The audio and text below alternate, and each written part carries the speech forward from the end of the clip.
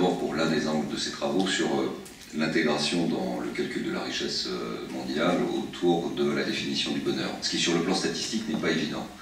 Mais en revanche, dans les politiques locales que nous menons, nous sommes capables de mesurer que la qualité du bien-être, dans un regard qui sort de chez lui et qui est porté sur un environnement esthétique de qualité, améliore l'inconscient, améliore la qualité de vie au quotidien, donne plus d'élan et se trouve dans la situation de maintenir des populations dans des villes lorsque parfois il y a des mouvements de transhumance, de maintenir des activités économiques parce que le cadre de vie fait partie aujourd'hui des décisions de déclenchement d'investissements étrangers notamment, et que tout cela additionné peut aussi dire et créer un lien très direct avec le développement économique. En tout cas, nous les maires, on le vit au quotidien depuis de très nombreuses années pour ceux qui ont la chance de s'inscrire dans la durée, et nous savons aussi à quel point cette politique, c'est vrai, est sollicitée et demandée, mais aussi répond à des besoins d'amélioration du cadre de vie de ce quotidien qui aussi est en lien avec la possibilité de développer économiquement des territoires, même s'ils sont en difficulté.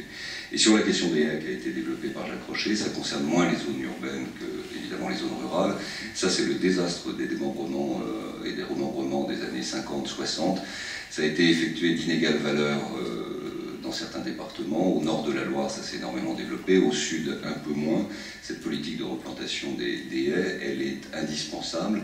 Elle est largement accompagnée là aussi par les maires lorsqu'ils ne sont pas eux-mêmes agriculteurs et qui n'ont plus ces problématiques de récupération de parcelles.